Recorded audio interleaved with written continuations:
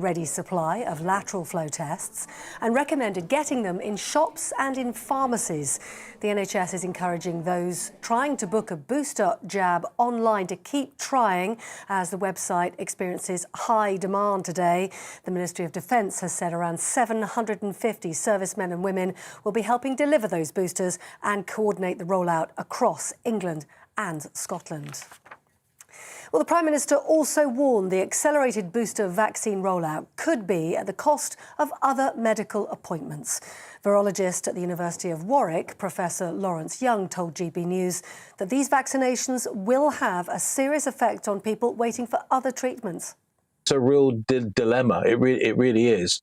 And so I think we just have to be really concerned that what's going to happen over the next few weeks in this massive drive is going to mean we take our eye off the ball, and that backlog that was just starting to get to grips with that backlog in GP practices and in hospitals is going to be further delayed, and that will have significant implications. Well, meanwhile, thousands of people in England are now working from home as part of the government's Plan B measures, which came into force today. Transport for London says it saw a reduction in usage this morning with an 18% decrease in journeys made on the tube, while bus services saw around a 6% decline. It also includes the reintroduction of masks in public places and, from Wednesday, vaccine passports for nightclubs and larger venues. England now joins Scotland, Wales and Northern Ireland, who already have those restrictions in place. Chief Economic Strategist Gerard Lyons told GBNews that working from home will hit the economy.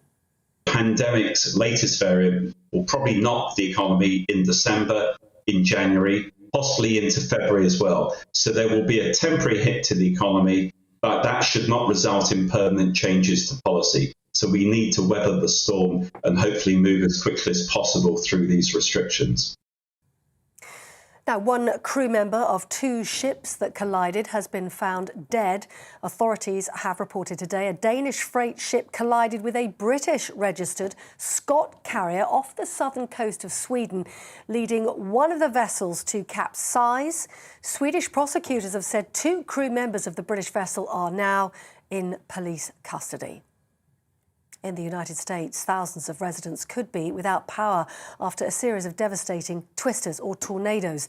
Officials are struggling to restore heat and water services to Kentucky residents following the tornadoes which ripped through 5 US states. Joe Biden has declared a major disaster in Kentucky and announced additional aid will be provided to 8 counties, including temporary housing and home repairs. At least 64 people have lost their lives, with 105 still unaccounted for. In the UK, more than 500,000 learner drivers are still waiting to take their driving tests because of a backlog caused by coronavirus lockdowns. The figures come from the Driver and Vehicle Standards Agency. The AA Driving School has warned the backlog is too long and a clear plan is needed. Tests were halted during the pandemic, with many facing significant delays to book a test. Motoring journalist Quentin Wilson told GBNews the industry has been neglected for too long.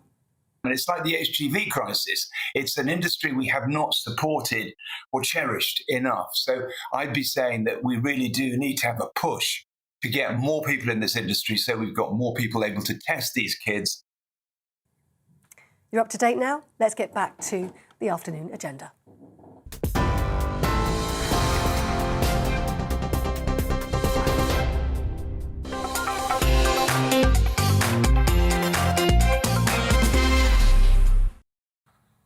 Well, good afternoon, everybody, and you are watching the Afternoon Agenda, and we need to talk about the vaccine rollout. This is my view, anyway, but let us know what yours is. gbviews@gbnews.uk. Well, it's been a busy day on planet Omicron, hasn't it? Last night, our Prime Minister addressed the nation, announced a huge new vaccine rollout and presented no scientific or medical evidence about this new variant whatsoever. Then today, it emerged that we've had our first death with, not of, Omicron. In fact, it may well be with the very first one in the world, actually. There have been 5-hour queues outside vaccination centres. The government has apparently run out of lateral flow tests and the NHS's booster booking website crashed.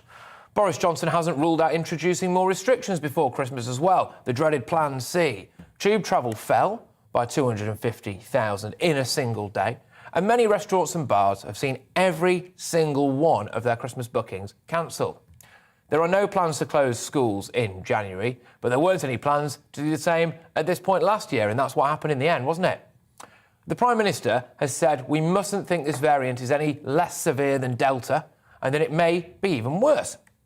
Although he hasn't done any of us the courtesy of showing some evidence for that, which I think would have been nice. The only way to avoid lockdowns and the loss of our civil liberties is if we all get vaccinated, it seems. In fact, Boris wants to jab 1 million people every single day. That's up from the 530,000 we poked in the arm on Saturday. Our record number of jabs in a day currently stands at 844,000 set in March, so it's a big ask.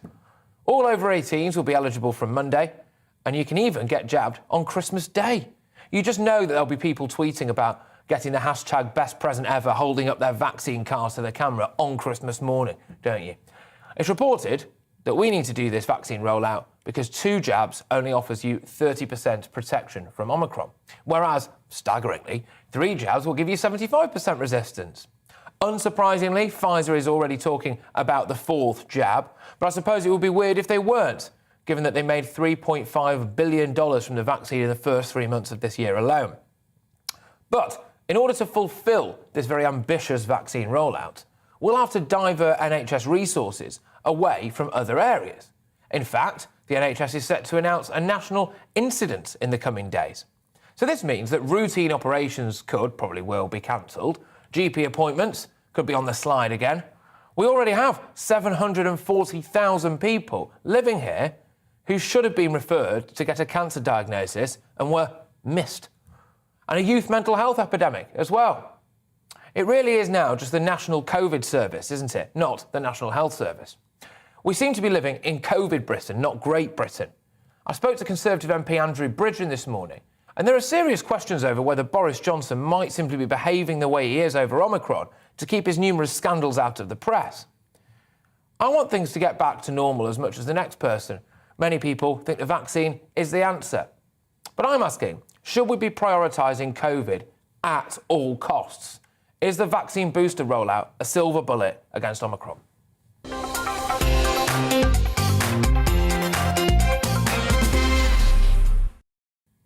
Yes, well, like I said, you can get in touch anytime you like, GBviews at gbnews.uk. But I believe we can go now to Professor Hugh Pennington, bacteriologist at the University of Aberdeen. And the government is, of course, pinning a lot of hopes on the booster rollout, to say the very least. So is it the answer to keeping all of this at bay? Fingers crossed Hugh will pop us on the screen, I believe, very soon. Anyway, joining me now, yes, there he is. Fantastic stuff. Sorry, Hugh, I thought we'd lost you for a second there. But anyway, so look, do you think that the vaccine rollout is indeed a silver bullet for this Omicron crisis? I wouldn't call it a silver bullet. I would call it a possible lifesaver for some people. The problem with this variant is that it does escape the vaccine more readily. That's on the basis of all the evidence we have so far than all the other variants that have gone before. And it spreads very easily, and we know that. I don't think there's any dispute about that. And of course, if you have a strong immune response to COVID in general, which you get after your booster, you're more likely either to evade infection in the first place, or if you get it, and it doesn't protect you 100%, as you were saying, 70-75%. If you get it, the informed guess, and it's still an informed guess, is that you're less likely to die from it. It's still early days. That's one of the big problems with this virus. We've only known about it for 2 or 3 weeks, and we're seeing it's obviously quite busy. It is doing what people predicted it would do on the basis of the South African evidence, which is spread very readily, and the lab tests show that it does evade the immune response much more easily. And basically, what the government policy has been for quite a long time has been to rely on vaccination. So it stands to reason that what they're saying is new variant escapes the immune response more easily than, say, Delta. Therefore, let's boost the immune response with the booster dose. And that's common sense. As you say, there are all sorts of downsides to that. It depends which part of your country In Scotland, Okay. we don't use GPs. Look, I'm very sorry about this, Professor. I'm very, very sorry about this, but we are going to have to go live now, actually, to the House of Commons, I understand, as Sajid Javid has just taken to the floor there. That was Professor Hugh Pennington. Thank you very much for that. Sorry to cut you short. Now, over to the Saj. With the new Omicron variant, we have to work even harder to stay ahead. Since last week, we've learned two things about this variant. The first is that no variant of COVID-19 has spread this fast. There are now 4,713 confirmed cases of Omicron in the UK. And the UK Health Security Agency estimates that the current number of daily infections are around 200,000. While Omicron represents over 20% of cases in England, we've already seen it rise to over 44% in London. And we expect it to become the dominant COVID-19 variant in the capital in the next 48 hours. There are currently 10 confirmed people in England who have been hospitalised with Omicron. It's vital we remember that hospitalisations and deaths lag infections by around 2 weeks. So we can expect those numbers to dramatically increase in the days and weeks that lie ahead. In preparation, the UK's 4 chief medical officers raised the COVID alert level to 4, its second highest level. This was done over the weekend. And NHS England has just announced that it will return to its highest level of emergency preparedness, level 4 national incident. This means the NHS response to Omicron will be coordinated as a national effort rather than led by individual trusts. The second thing that we've learned in the past week, Mr. Speaker, is that 2 jabs are not enough to prevent symptomatic infection from Omicron. But a third dose, a booster dose, provides strong protection, with analysis by the UK Health Security Agency showing a third dose is 70% effective at preventing symptomatic infection, and we expect the booster to take effect more quickly than the second dose.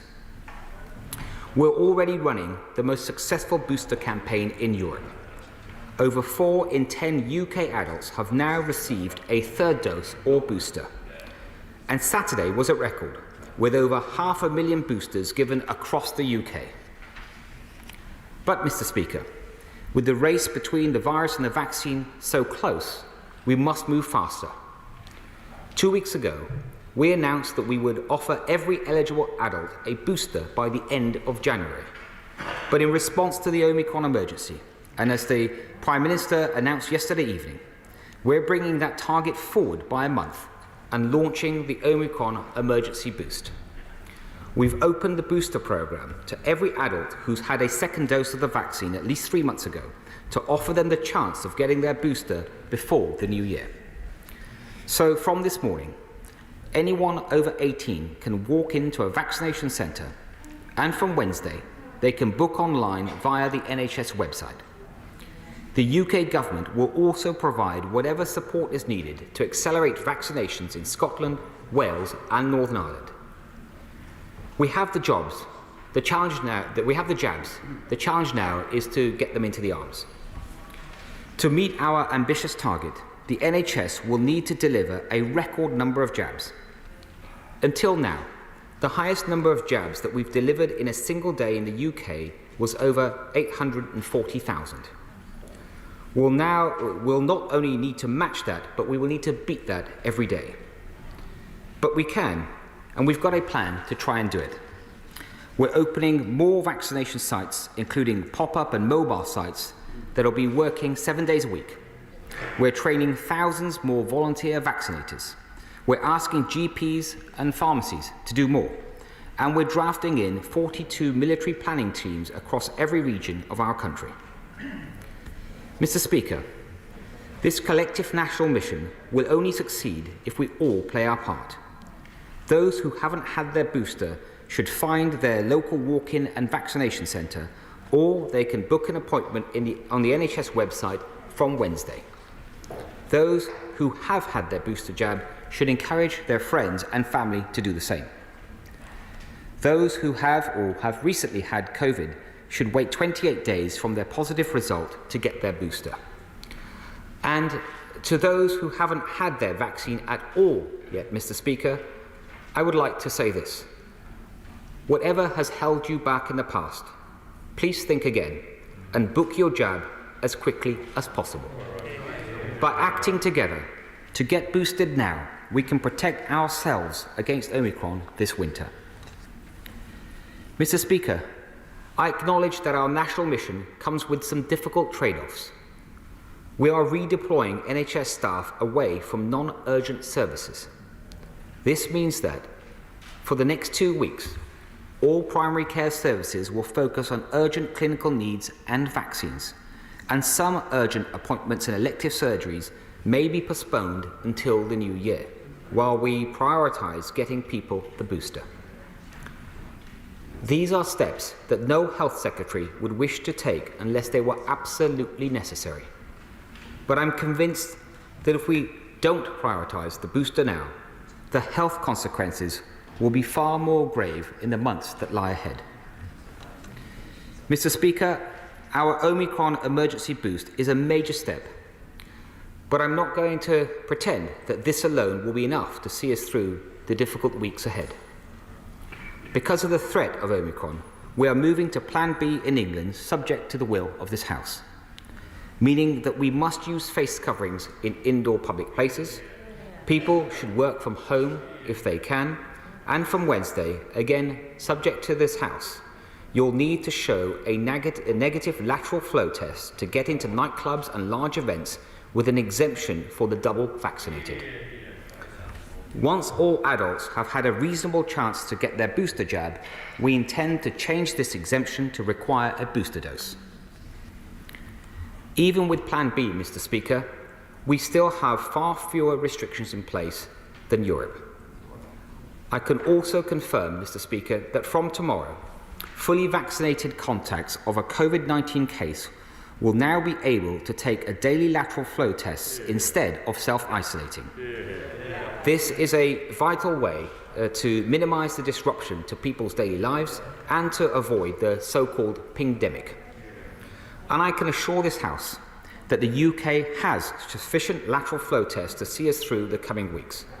If anyone finds that they are unable to get a kit online, they should check the website the following day, or they can pop down to the local pharmacy and pick up a kit. And from today, I can confirm that the NHS COVID Pass is being rolled out to 12 and 15-year-olds for international travel, allowing even more people to be able to prove their vaccine status for travel where it is needed. From today. Mr. Speaker, Mr. Speaker, taken together, these are proportionate, balanced steps keeping the country moving, while slowing the spread of Omicron and buying us more time to get more boosters into arms. We're also taking steps to keep people safe in adult social care. And we know that, sadly, people in care homes and those who receive domiciliary care are more likely to suffer serious health consequences if they get COVID-19. So we're expanding our specialist vaccination teams to get more boosters to the vulnerable and those providing care. But even as we do so, we must go further to protect colleagues and residents from Omicron. So we are increasing the frequency of staff testing, and with a heavy heart, we must restrict every resident to just 3 nominated visitors, not including their essential caregiver.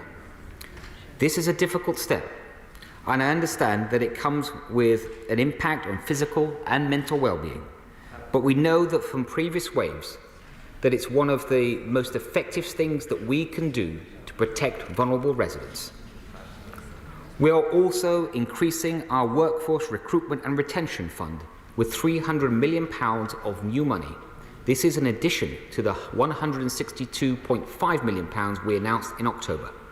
The funds will help pay bonuses, bring forward pay rises and for the care staff, and fund overtime and increase workforce numbers over the winter. Mr. Speaker, I know that honourable members had hoped that the days of this kind of COVID-19 update were behind us. After our successful reopening this summer, it is not an update that I wanted to deliver. But the renewed threat of Omicron means that we've got more work to do to stay ahead of this virus. We can if we all play our part, and boosters are the key.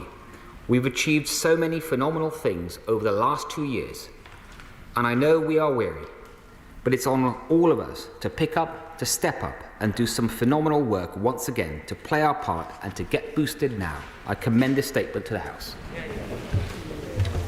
Can I suggest to the Secretary of State we could be a pop-up site for all the staff that work here to get them boosted? Can I now come to the Shadow Secretary of State, West Streeting? Thank you, Mr. Speaker, and can I thank the Secretary of State for advance sight of his statement. Today, Mr. Speaker, we learned of the first death in the UK as a result of the Omicron virus. So on behalf of the whole House, can I send our condolences to the friends and family of that person who's lost their life. Their death sets this statement and the task at hand in context. It is a stark reminder that the pandemic is not over, that the new variant is a clear and serious risk to our public health, and of the urgency of getting Britain boosted and protecting us against this threat. Mr. Speaker, the Labour Party will always act in the best interests of our NHS, of our public health and of our nation. Having repeatedly called for the booster programme to be ramped up, we will give our full support to this effort.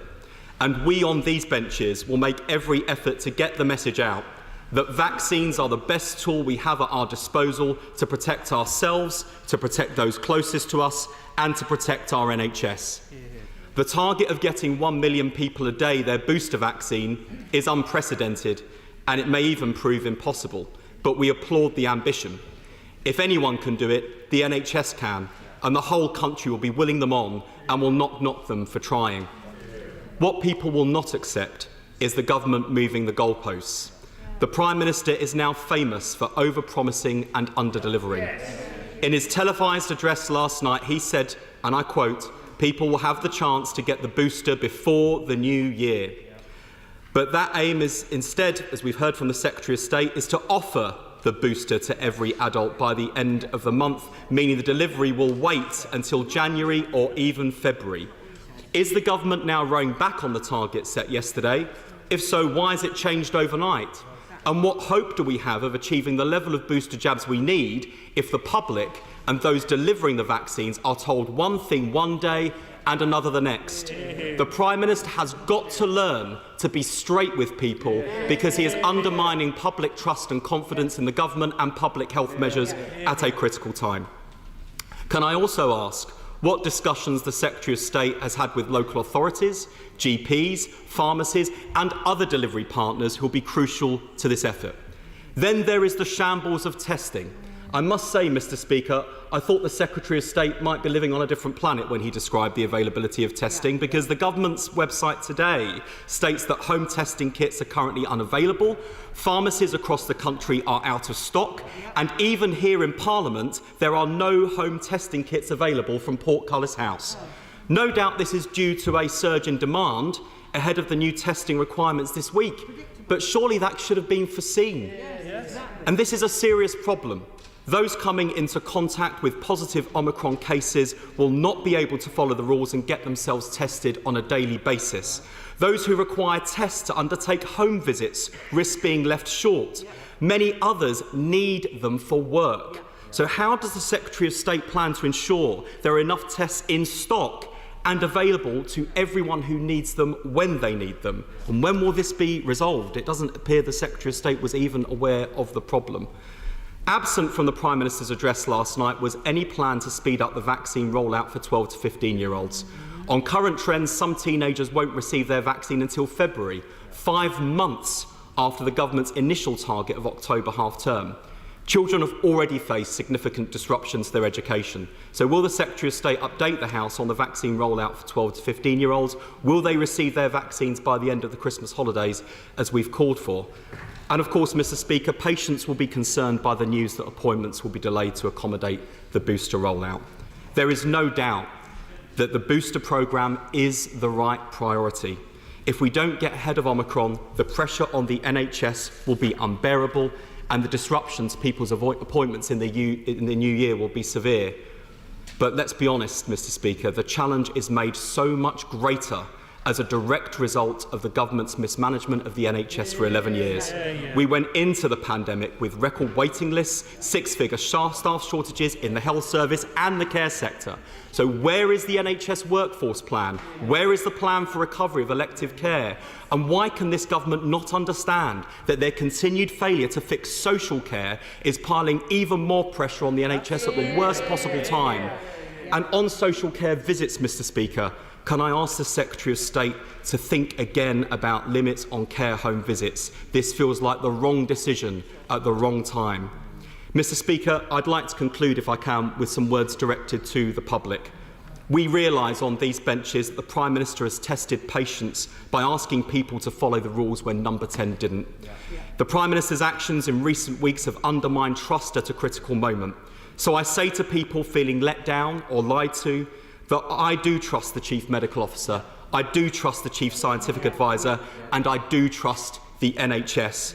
The Prime Minister might not lead by example, but the rest of us can. And we, the Labour Party, trust you, the British people, to do the right thing, to protect yourselves, to protect the ones you love, and to protect the NHS.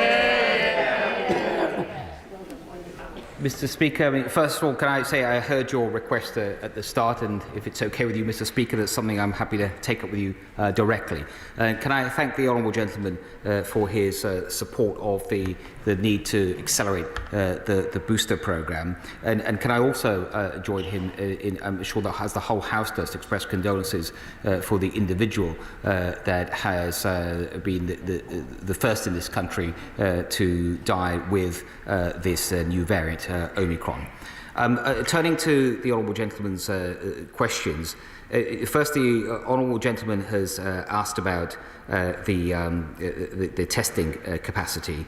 And I would actually like to share more information with the House. There is no shortage of actual tests that are held by UK HSA. There are millions, tens of millions of tests in stock, millions arriving each week. The issue, the limiting factor, because of the hugely increased demand, and I'm sure members can understand why demand has suddenly surged, is the ability to deliver the tests and having enough capability to deliver the tests, because the current arrangements with Royal Mail alone are not enough. There are new arrangements that are reached with Amazon and other delivery methods, and what that means, there will still be many 100,000 record number delivered each day, but also the number of access points is being increased, including many more through pharmacies, and rapidly looking at other access points. I think the honourable gentleman is right to raise this, but I hope he and other honourable members understand there's been a huge surge in increase, and it's not just about the number of tests that are available, it's about getting them through and delivered, both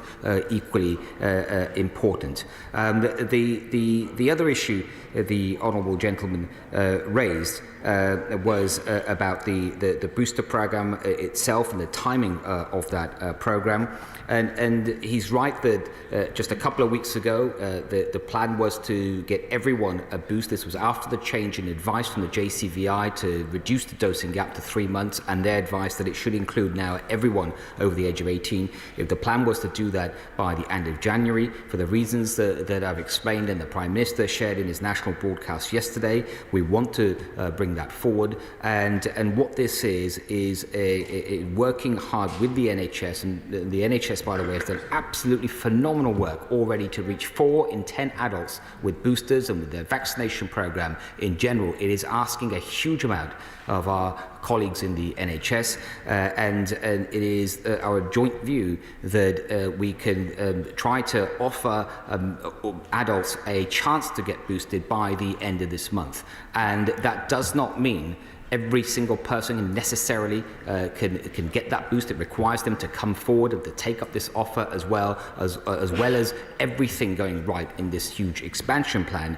But again, I hope that the honourable gentleman can respect that the NHS is doing everything it can, with the full support of every department of government, to throw everything at this to offer as many opportunities and the maximum possible capacity that there is for delivering on that commitment. The Honourable gentleman also talked about the NHS in terms of the challenges that it's facing. I would like to remind him and the House that this year the government has put in an extra £34 billion into the NHS and social care, £5.4 billion of that in the second half of this year, and over the next 3 years there's a commitment to at least £8 billion extra into the largest catch-up fund the NHS has ever seen. In the last year, we've seen almost some 10,000 nurses join the NHS, almost 3,000 doctors. The NHS is increasing workforce, it's increasing capacity, it's looking at new ways to do electives, and it's putting a huge amount of effort into its electives programme and its non-COVID work as well. And then lastly, on adult social care and the limit to visitors, I do understand what the Honourable Gentleman has said, and it is important, I think, to get the balance right here. We all know the problems and the sad deaths that we saw in care homes with this pandemic not that long ago, and it is right to take balanced measures to protect people in care homes when working and listening with those people that run our care homes, and to try to take a balanced approach that allows visits to take place, but it also protects those individuals that are so vulnerable. Chair Select Committee, Jeremy Hill. Thank you, Mr. Speaker. 1 year and 5 days ago, the UK administered the first properly approved COVID vaccine in the world, and the government is absolutely right to focus its strategy on immunisation. But Israel approved booster jabs for all adults in September. France approved jabs for teenagers in June, both long before us. The United States has already approved jabs for 5-year-olds, again long before us. Is he worried that our regulators, having been the nimblest in the world, are now taking too long? They are brilliant scientists, they are rightly totally independent, but what can he do to speed up this crucial decision-making in a pandemic? Mr. Speaker, my right honourable friend makes a very important point with experience, and I think it's fair to say we can be proud of so much of what our regulators have achieved and what they've done.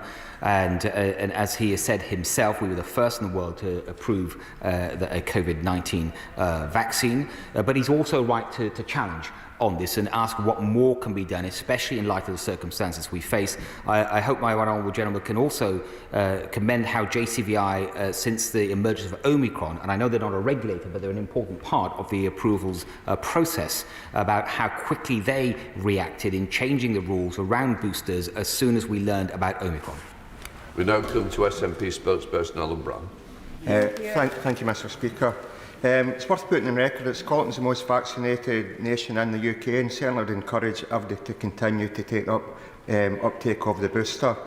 Now, does the Secretary share my outrage that his backbenchers last week were literally cheering the proposition that he needs to wait until more people are hospitalised before they'll countenance the wearing of masks in public places? It's absolutely reckless, and it sends the wrong message to the public when they're trying to tell them to take the risk of Omicron seriously. Now, tragically, we know people are now being hospitalised, and we've already recorded, sadly, 1 death from Omicron. So, based on evidence elsewhere, what kind of upward trajectory does the Secretary think there's going to be in terms of hospitalisation? And why the Plan B measures being brought forward, which are already in place in Scotland, is there a pub exemption? Because that makes no sense. Now, given LFTs are only 50% accurate, what risk implications has he assessed in terms of using LFTs to keep people from self-isolating? Surely he needs to consider the minimum being a PCR test and follow the more cautious approach being adopted by the Scottish Government. And why, when LFTs is their key guidance, have they put themselves in this ridiculous position of their website saying they've ran out LFT kits?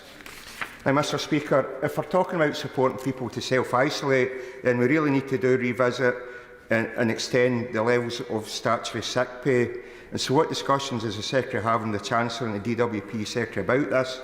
And critically, does he support calls from the devolved nations that they need Treasury support to put in place what restrictions they believe are required to control the spread and impact of Omicron and support livelihoods at the same time? The Scottish Government's already put in place a more generous rates relief to the hospitality industry than the UK Government did, but with trade dropping, Suppliers and the trade itself need further support, especially if further restrictions are required going forward. So will I take this up with the Chancellor, and also is the Cabinet considering support for the travel industry? Does he agree that targeted sector restrictions with full financial support is a better long-term strategy rather than the all-or-nothing type approach that we seem to be, and praying that the booster programme alone will be sufficient, because it's going to need a lot more work than just that alone? Mr. Speaker, the honourable gentleman is right to point to the lag between the point of infection and hospitalisations, and that I think emphasises the need to act early and to act strongly, and that's why the booster programme and that response is so important in Scotland, in England, throughout the UK. It is good that all four nations are working very closely together on that. On the lateral flow tests as a way alternative to self-isolation, I think lateral flow tests are the right approach. They can be taken daily, so that individual is tested each day for 7 days, where PCR will be a single test at a single moment. And I just think it's much more flexible, and it's something that's based on advice that ministers have received. And in his questions around economic support, that's something we keep under review. Andrea Lenson. Thank you, Mr. Speaker. I do congratulate the government on the rollout of the vaccination programme. It is impressive. But what does my right on... Well, there we go, ladies and gentlemen. That was, of course, our Health Secretary Sajid Javid standing up in the House of Commons and detailing the very latest when it comes to the vaccine rollout, and also when it comes to just some basic restrictions on us, really. I'm joined now, actually, by Richard Fuller, who's the Conservative MP for North East Bedfordshire. Richard, I imagine that you've just been glued to that, as the rest of the nation probably was as well. What do you make of it? Well, it's clear that the instincts of Sajid Javid are slightly different from his predecessor in the role. He seems to want to obviously look at the data, look at the information, but his instincts seem to be more on trying to enable the country to do the best to live with COVID rather than constantly looking for restrictions. But he's got a difficult position, isn't it? He has got to make sure he takes the measures where he hasn't got all of the information. We still don't know exactly how this particular variant is going to course its way through the country. And he believes he's got the right balance. And it was clear he's won the support of the opposition for that, so he will get what he wants. Well, yes, indeed. I mean, it is a quite a difficult situation for them. Clearly, they want to be... Well, they can't do right for doing wrong, I think, a lot of the time, can they? Because if it turns out that Omicron is actually very mild, then people will be saying, hey, come on, what are we doing? But then, of course, if they go to the other side of that coin, they run the risk, don't they, of potentially having underreacted. What's your general take on the way that they have reacted so far, though? Do you think they've gone too far with various things? Well, it's not really how far they go. It's what are they trying to focus their attention on? And I think in his statement, he spent most of his time talking about two things, which I think all of us can think are very sensible. The rollout, this very, very fast acceleration of the rollout of booster jabs for people to take at all adult ages. And then secondly, this emphasis on daily testing through a lateral flow test. And both of those things are quite enabling. I think, I've had both my jabs. I'm looking forward to getting my booster in due course. And that's better than some of the more restrictive things that perhaps in the past we've done. But he's still got some restrictions. And the question there is, will those be as effective as the booster jab policy and the lateral flow tests? But also, it's also the way that our NHS is going to be hit by this as well, because you've got a situation now where potentially any elective surgery looks like that probably won't go ahead. You imagine that GP appointments might be on the slide as well, and they're kind of trying to divert a lot of their attention for it to become the National COVID Service, aren't they? Not just the National Health Service. And I think people will be concerned. We've got a mental health crisis, especially amongst the young. We've got 740,000 people who were not referred to get a cancer checkup, or diagnosis, I should say. They were just missed, apparently. And, of course, there's rumours that we're even going to have 12 million people on an NHS waiting list by 2025. So, realistically, do you think they're doing the right thing, diverting as much of our health services' attention towards COVID, or towards Omicron specifically, really?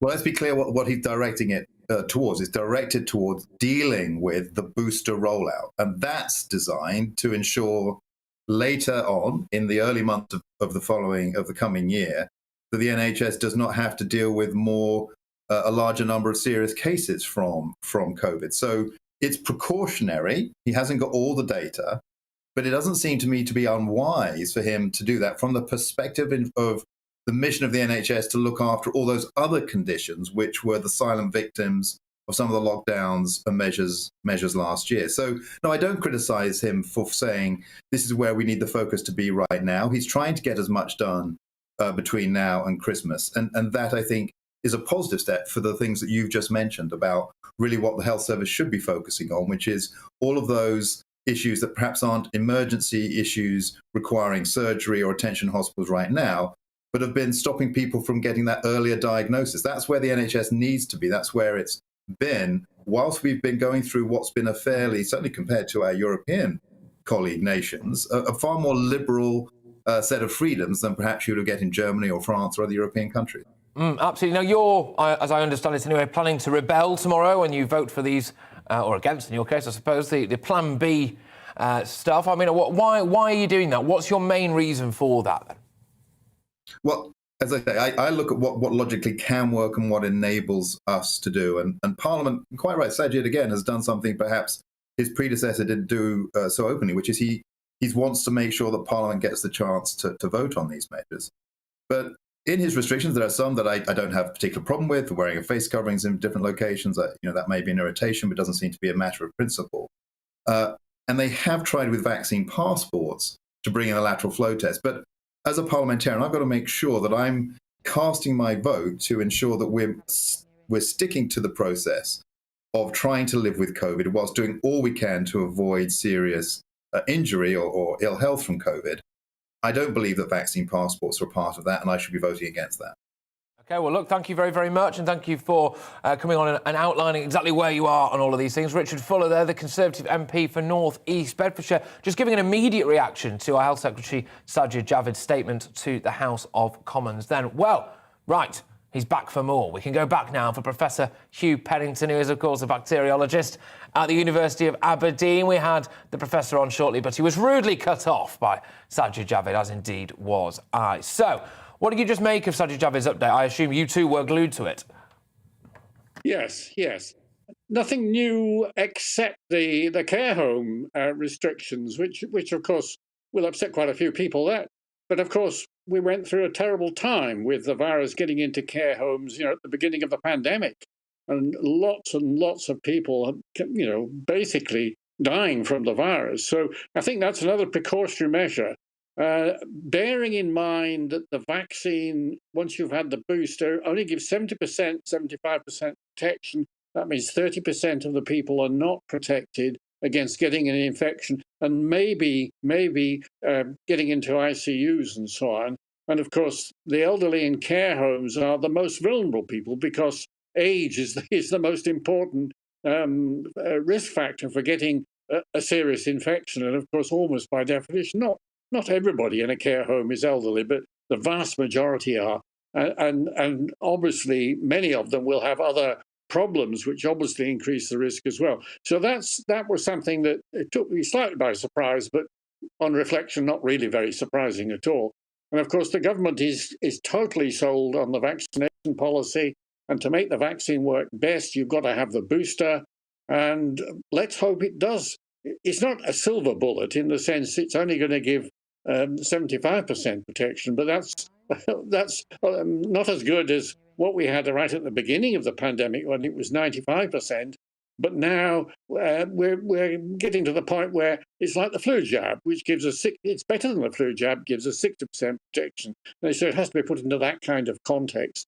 Of course, there are major problems about who is giving the jabs. And if it's a lot of GPs giving jabs and a lot of hospital staff giving jabs instead of doing their day job, as it were, their sort of pre-COVID day job, that's going to be obviously a problem for the NHS. But that's something we just have to live with because at the moment, and the precautionary principle is operating here, we don't know how nasty Omicron is going to be across the piece eventually, and we can't afford to wait because clearly it is driving some people into hospital. It's not some sort of trivial common cold like infection like some other coronaviruses, not COVID, but other coronaviruses, which don't really put people into any harm at all. OK, all right, Professor Hugh, thank you very, very much. Professor Hugh Pennington there, again, just giving some immediate reaction to Sajid Javid's statements in the House of Commons. Well, we'll be continuing this conversation throughout the show, and I really do want to know what you think. So email me, gbviews@gbnews.uk. Loads of you already have, in fact, and tell me what you think. You can also tweet me @GBNews, and there's a poll up right now. So cast your vote in that, so I really know what the nation really, really thinks. We'll be back very, very shortly. It's time to remind ourselves there's always another winter. Canary Islands sponsors the weather. Hello. Tomorrow will bring a dry day for much of the UK, but there will be more wet and windy weather in the northwest and some fairly damp and dank conditions at times across the south. There's a wriggling, waving weather front sitting across the UK at the moment. That is going to slip to the south as we go through the night, allowing things to turn a bit drier across northwest England and Wales, where it's still pretty soggy through much of this evening. But that rain, as I say, will be edging south, so turning damp across South Wales and the Midlands through the evening. Much of the far south just staying cloudy and maybe a little misty. And then that next area of rain coming into the northwest, with the winds picking up as well during the early hours. Well, we've got the clearest skies. We could certainly see some pockets of frost over eastern Scotland, northern England in rural areas, but most towns and cities staying above freezing. On to Tuesday, and we're going to be fairly glum over the Midlands, South Wales early on. The remnants of that weather front still providing some drizzle. Could be misty and murky with drizzle at times along the south coast. Brighter skies for northwest England compared to today. Rain at times for western Scotland. Some very wet and windy weather across the far north. But northeast Scotland seeing a bit of sunshine. Northeast England bright enough, along with Northern Ireland. Temperatures mostly a touch above average, certainly pretty mild again across the far south. So to tomorrow evening, that rain in the northwest will pep up and slip a little further south, so turning pretty soggy through the central belt and Northern Ireland as we head into Wednesday. Patchy rain too for northwest England, but again across the south, although it may stay fairly glum, most places will be dry, and I'm a bit more optimistic for some brighter skies across eastern England, maybe the North Midlands during Wednesday, but a sunshine and a brighter day in the far north with those winds easing down. Now, the winds are going to ease down for all of us over the next few days. Heading into the weekend, high pressure is moving in, so things turning drier, but that could also mean some problems with stubborn fog patches. Canary Islands sponsors the weather. You're watching GB News live across the UK and the world on our digital stream. GB News is Britain's news channel. We are the UK's home of discussion and debate from all perspectives. We are here for you. Don't forget to join our YouTube community by clicking on that subscribe button. And if you want the GB News app, you can click and catch up on programmes anytime. We love to hear from you, so email us. gbviews@gbnews.uk. Thanks for being part of the GB News family. My name is Andrew Doyle. Join me every Sunday evening at 7 p.m. for Free Speech Nation. This is a show where we address current affairs and news stories of the week with the help of two wonderful comedian panellists. I brought in comics because I want to give it a lighter edge, and also they work for less. See you there.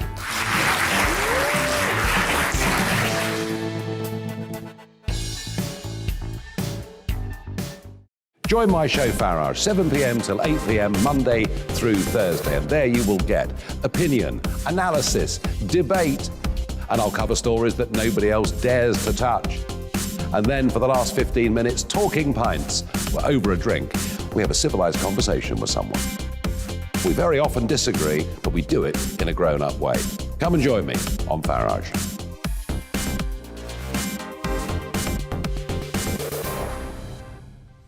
I'm Colin Brazier. I've reported from more than 70 countries around the world, covered wars from Afghanistan to Iraq, from Lebanon to the Balkans. I'm trying to bring that experience, that feel for events, to the studio. And something else, I'm ready to give an opinion. Today's stories with a spark. Brazier from 8 p.m. weekdays on GB News.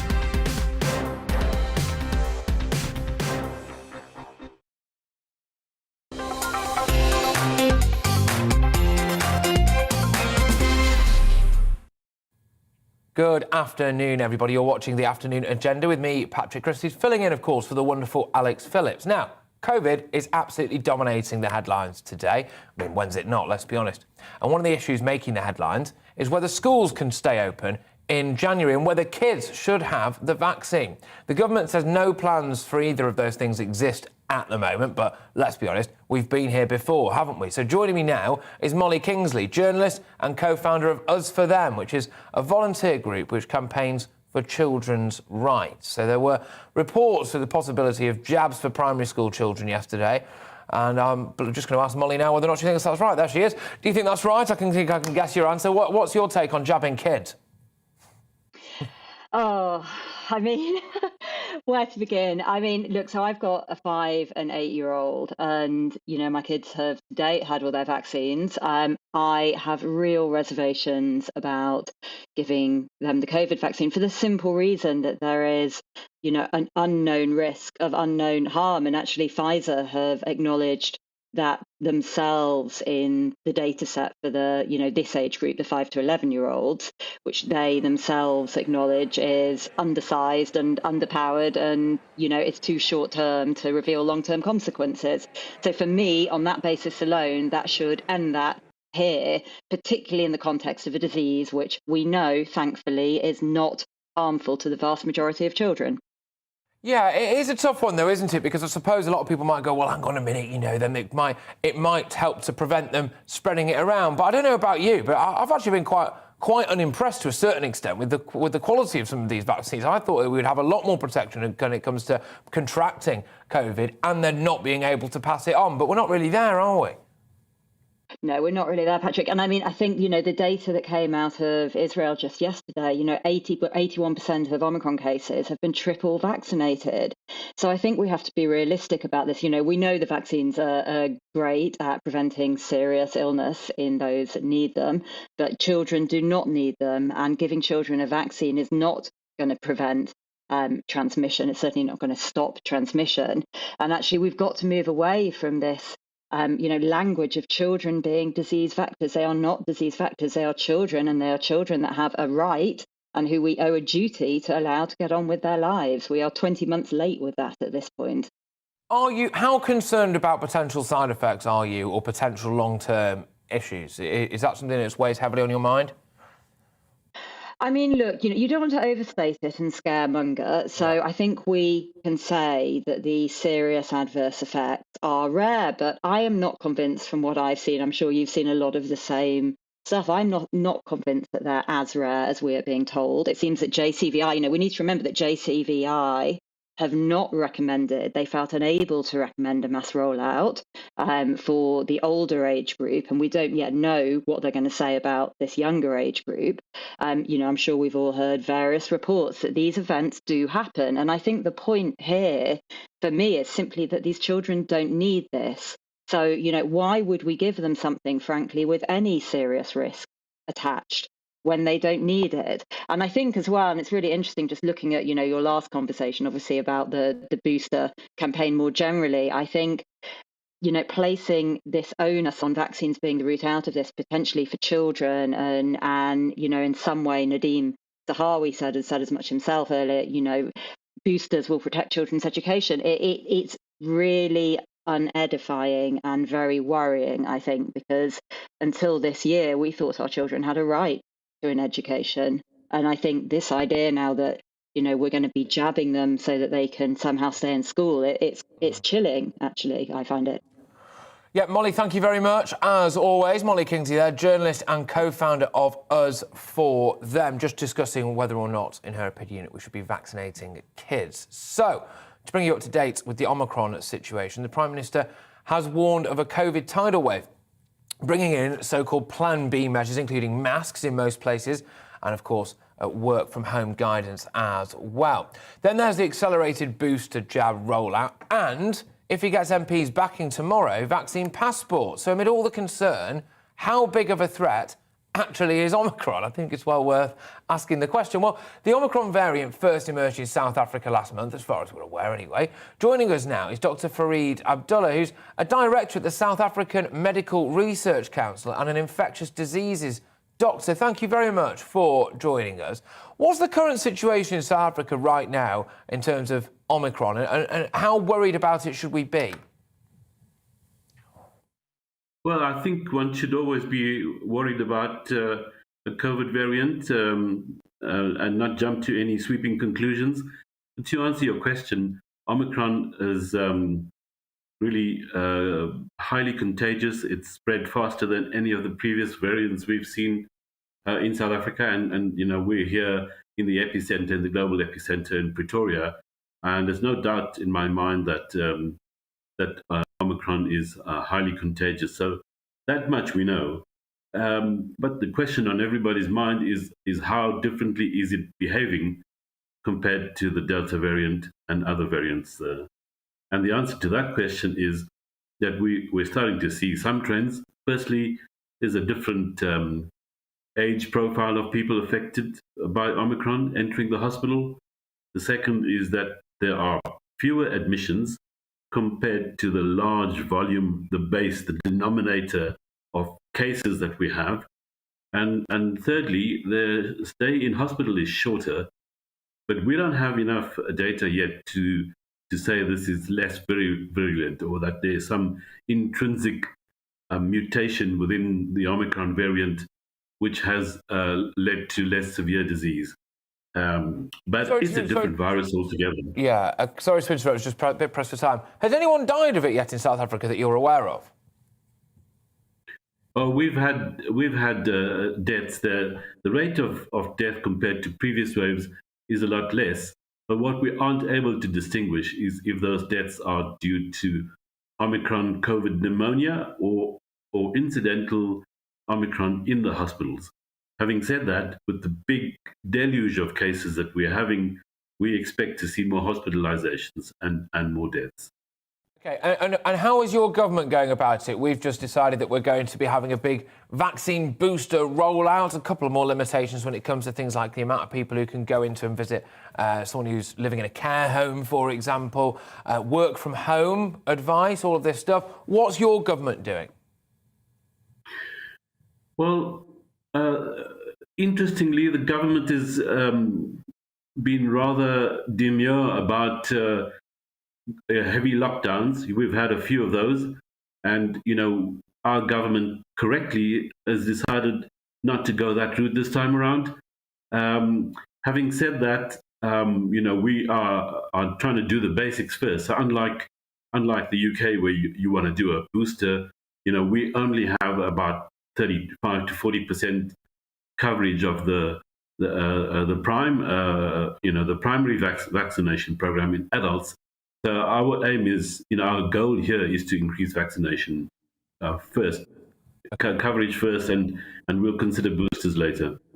Look, thank you very, very much for your time. It was really good to get an idea of what was going on, of course, on the ground there. That was Dr. Fareed Abdullah, who's a director at the South African Medical Research Council. Well, look, you're watching the Afternoon Agenda. Lots more still to come, so don't go anywhere.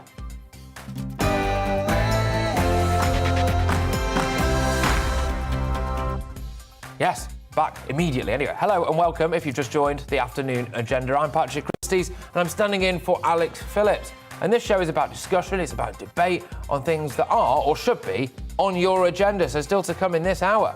The Health Secretary says 20% of cases of COVID in England are now the new Omicron strain. He's told the Commons that the NHS is coordinating a national effort against the virus. Indeed, he said that he expects the Omicron variant to become the dominant variant in London within the next 48 hours. We'll have all the reaction to that. And we want to know what you think about the vaccine rollout. Is the booster programme a silver bullet against COVID? Or actually, is it all just a bit of a step too far? Make sure that you do get in touch with us, GBViews at gbnews.uk. Of course, as well, you can tweet us, can't you, at gbnewsonline. Look, we're hearing a lot about the vaccine rollout at the moment, aren't we? They really are pinning their entire hopes for our freedom on the vaccine rollout. But what are your views on this? Are you scared of Omicron? Do you think this is an overreaction? Of course, Boris Johnson also did announce earlier on that one person so far in this country has died with Omicron. I'm sure that, like you, I've also got some questions about that. How old were they? What was their underlying health condition? Was there another contributory factor? Perhaps. We'll never know. But that's the agenda for the next hour. But what's on yours? Like I said, get those emails flooding in. GBviews at gbnews.uk or tweet me at GBnews. But first, it's time for your latest headlines.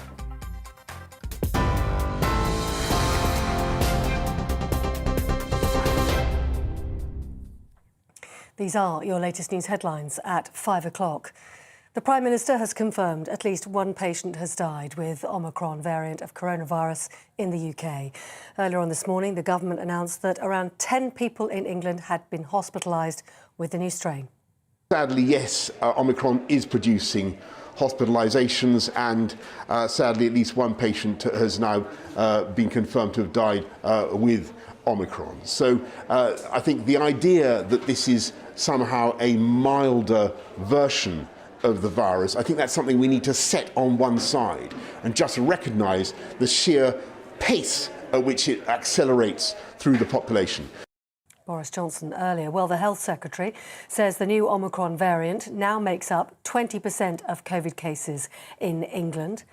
Taking emergency questions in the Commons in the last half hour, Sajid Javid also warned 44% of cases in London are now of the new variant. He urged everyone who's eligible to get vaccinated and says a third dose of the vaccine is 70% effective at preventing symptomatic infection. UK Health Security Agency estimates that the current number of daily infections are around 200,000. While Omicron represents over 20% of cases in England, we've already seen it rise to over 44% in London, and we expect it to become the dominant COVID-19 variant in the capital in the next 48 hours. Well, in response, here's what the Shadow Health Secretary, Wes Streeting, had to say in response to Sajid Javid's comments. It is a stark reminder that the pandemic is not over, that the new variant is a clear and serious risk to our public health, and of the urgency of getting Britain boosted and protecting us against this threat. Well, of course, there's extra demand for testing now, and people trying to order lateral flow tests from the government website are being told there aren't any more home testing kits available. However, the Prime Minister Boris Johnson says there is a ready supply of lateral flow tests and recommended getting them from shops or from pharmacies. The Ministry of Defence has also said around 750 servicemen and women will be helping to deliver boosters and coordinate the rollout across England and Scotland. Well, the Health Secretary, also talking today, said accelerating the booster programme had come with some difficult trade-offs, but if it was not prioritised now, the health consequences would be far more grave in the months ahead. Virologist at the University of Warwick, Professor Lawrence Young, spoke with GB News earlier to share his thoughts on the vaccine.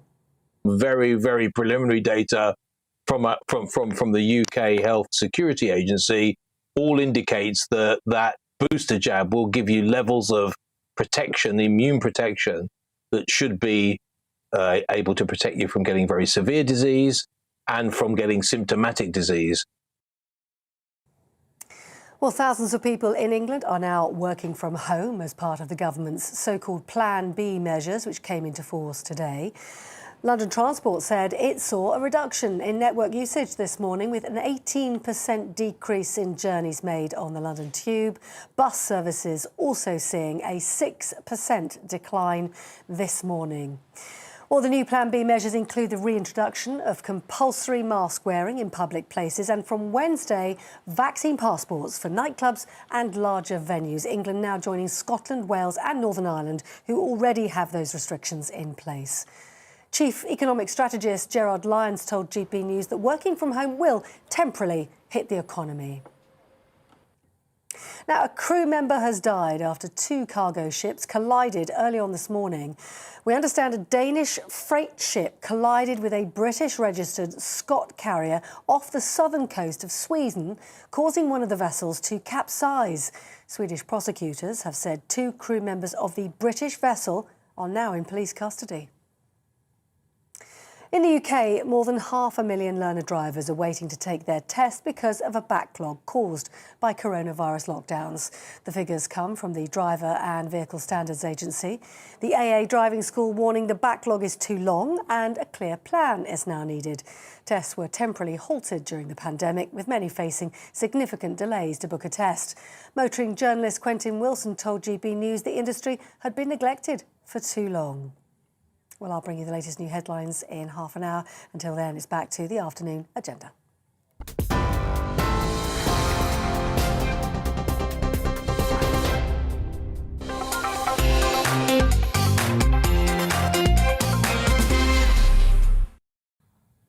Welcome back, everyone. Now, as you've been hearing in the news, the Health Secretary says the Omicron strain of COVID now represents 20% of cases in England, and that is set to become the dominant strain of the virus in London in the next 48 hours, where it currently already represents around 45% of cases. So, is the government doing the right thing with the stepped-up booster programme? Joining us now is Labour MP for Birmingham Selly Oak, Steve McCabe. Thank you very much, Steve. Fresh off the back of Sajid Javid's announcement now. What do you make of that? I mean, the Labour Party was quite keen, I felt, to point out relatively swiftly, actually, that an existing factor when it comes to the preparedness of our health service is that the Tories have been in charge of it for the last 11 years, and that might explain why we've had so many restrictions. But just initially, give us your view on what Sajid Javid had to say, please. Well, I felt as if he was trying to paper over the cracks a bit on the problems that have emerged since the Prime Minister's TV homily last night. Today we've had things like queues of people at PCR testing centres. We've had the NHS booking system crash, and we've discovered that the government's run out of lateral flow test kits. So I think he was doing the best to put a gloss on some of the problems that have emerged as a result of the Prime Minister's little TV performance last night. Yes, so look, Sajid Javid did obviously come out and say that they have got enough of these tests. It's the distribution of it, but I suppose we may never know, of course. Yes, but if you come on television on Sunday night and give people the impression they're to go out tomorrow morning, book tests, book COVID boosters, get lateral flow kits, and then you discover when tomorrow morning comes that can't happen, it hardly helps the situation. We already have a problem. The new variant should be taken seriously, but we also have an NHS that's on the verge of collapse. None of this is helping the situation. Yeah, I personally have quite a big issue with the idea or the notion that we're going to be diverting a lot of other things away from things like, elective surgeries or various bits and bobs, and singularly it seems towards this vaccine rollout, but the government's obviously made its mind up there. Some people are saying that Boris Johnson's only doing this because he wants to keep some other stuff out of the news. Do you think there's any truth to that? Well, the difficulty with this nowadays is it's so hard to trust anything that comes out of his mouth. I don't know. In a way, I'd like to think that couldn't be the case, but we've had so many lies from the man, nobody knows what to believe. I think I prefer to believe that the scientists have a reason for telling us the truth. They're certainly telling us the truth about the rapid spread of this virus.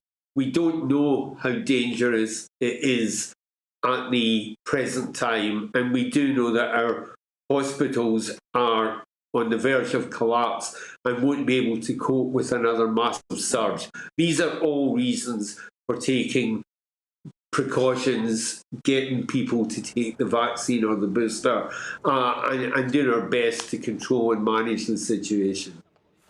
A lot of people are very angry at Labour. A lot of people see them as almost being complicit in some of the government's mistakes by waving a lot of stuff through. And perhaps at times a criticism that has been levelled at them is that they've not really been much of an opposition.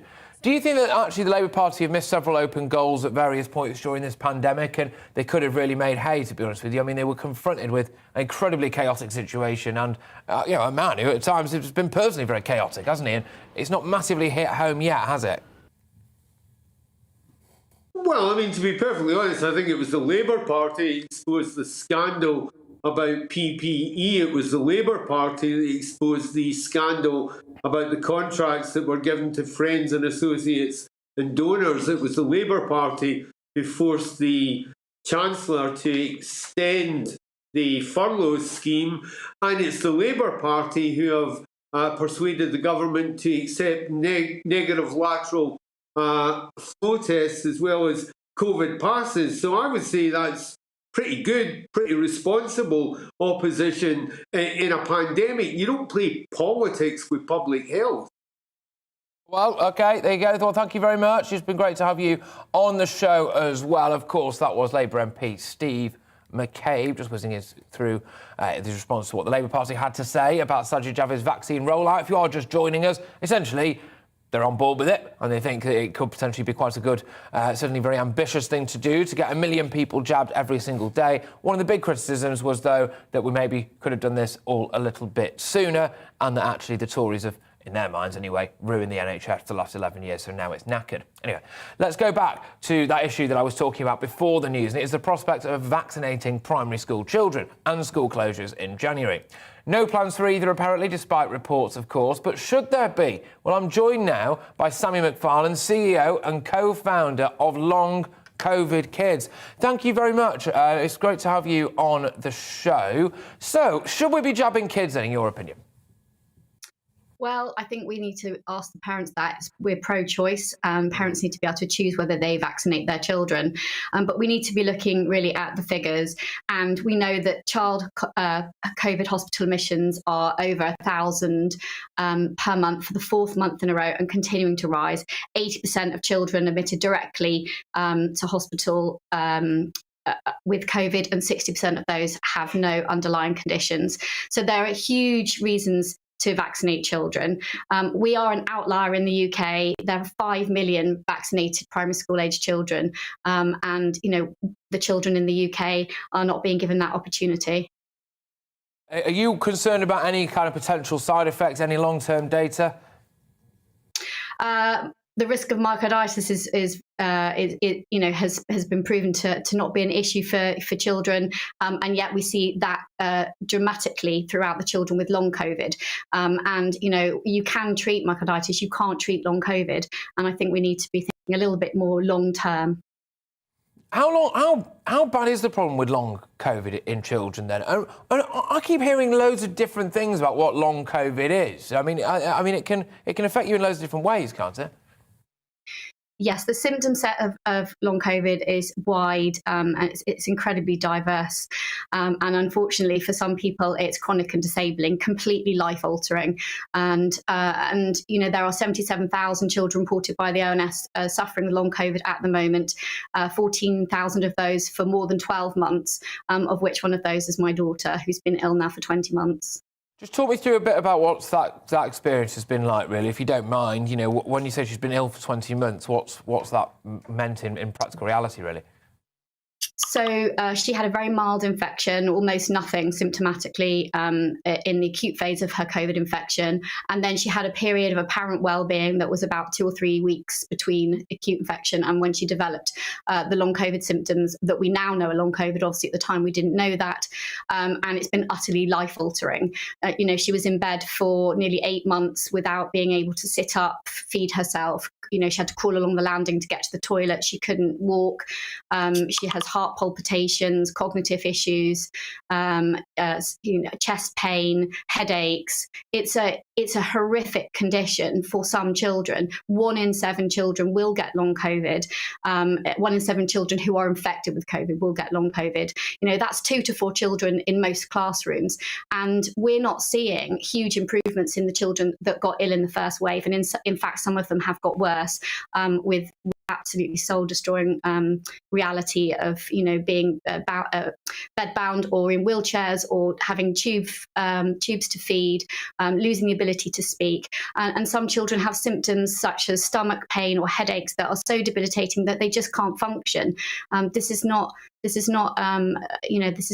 condition that we would wish upon any child. And if there's a way to reduce the risk, then we really ought to be taking it. OK, well, good stuff. Thank you very much. Obviously, very, very sensitive stuff that you've been talking about there. I appreciate you coming on and being so open about it, especially given how close to home, quite literally, in that situation is for you. Sammy McFarlane, their CEO and co-founder of Long COVID Kids. Again, just discussing one of the topics that we returned to a couple of times so far in this show, which is whether or not we should be vaccinating children as part of our big booster rollout. But meanwhile, data on the government website shows an increase in the number of people developing myocarditis and pericarditis after the Pfizer, BioNTech and Moderna vaccines. Though rare, around 1 in 10,000, these heart conditions have a large impact on people's lives nonetheless. Well, joining me now is international ballroom dancer Max Harrison, who developed pericarditis after his second Pfizer dose. He actually joins me in the studio now. Thank you very, very much for coming in. No worries. How are you? I'm okay. I'm getting it slowly but surely. Just explain to our viewers a little bit about what that actually is. So essentially, after my second vaccination, after 4 or 5 days, I started getting small pains in my heart area region. And by the 7th and 8th, it was getting so bad, I was having these attacks whereby I actually had to go to hospital because I couldn't breathe. And what we've seen in the last 2.5 months, essentially, is that I have developed pericarditis, which top cardiologists in the country do believe is from the vaccination. So, gosh, so what does that mean in a practical sense day-to-day for you now, then? Do you have to take medication for it, or I don't know how it works? No, I'm not currently on medication, but what we are trying to slowly decipher is how bad and how much this affects my day-to-day life going forward. I've got stress tests coming up. I've got an MRI tomorrow to determine how bad the pericarditis is. Being a dancer, I can't dance anymore, completely off any physical exercise. And they reckon that's going to be between 8 to 12 months to properly and deal with this issue. So you basically can't get your heart rate up at all, pretty much? Well, it's a case of, yeah, you're right. I can't make sure that my heart rate is accelerated because when I do that, there's an increased risk that I can have one of these attacks. And when I have one of these attacks, I can nearly lose consciousness, become sick, and just have a very genuinely unpleasant experience. Would you recommend the vaccine, then? I am pro-choice and I'm pro-vaccine. I think it's for people to have the decision as to whether they should have the vaccine. But that's the issue for me when we're looking at come January potentially, the issue of mandatory vaccinations happening. I think there needs to be a greater national conversation about vaccines. I think that the chief medical officers should have a very honest conversation with people that actually, yes, there is a chance you may have, however rare and small it is, that you said earlier, 1 in 10,000, that the people can induce an adverse effect from the vaccine. And that, to me, is something that's really important going forward. Yeah, I think so entirely. And I think, if these things exist, yes, OK, it's rare, but there should be more of a highlight of that, shouldn't there, really, I think? No, absolutely. There should be open information about this, and actually it feels very much so that this is behind closed doors. I'm having to go to the top cardiologists in the country to even be able to tell that this is actually what's happening. Originally, when I was going to hospital, they thought, look, this could be anxiety attacks, which I've never had experience of before.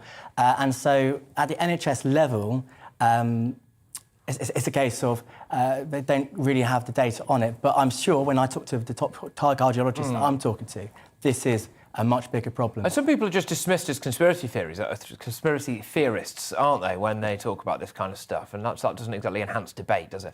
No, it doesn't enhance debate, but the proof is in the pudding. And this is fully confirmed now that I developed pericarditis from the vaccine.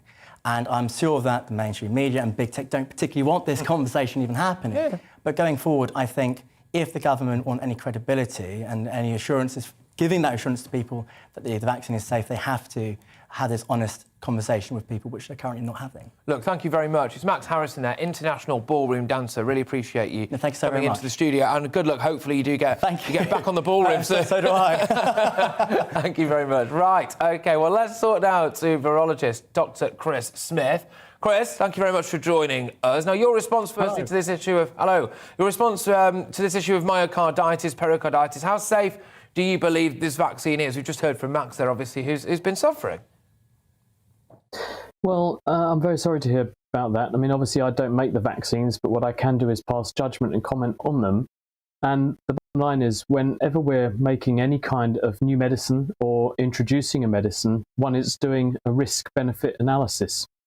If we reinvented aspirin today, we wouldn't give aspirin a licence, but every year it saves millions of lives. It's the world's most popular painkiller. We give it a but licence? It stops people dying of heart disease and stroke. But at the same time, it causes a sore tummy and bleeding disorders. And so on that basis, we're trading off one side effect, which is the risk of aspirin causing bleeding, against the anti-stroke, anti-heart attack risk. And it's sort of similar with these vaccines. They're saving millions of lives on the one hand, but on the other hand, there will always be consequences, hopefully rare, for some people with any kind of drug or medicine.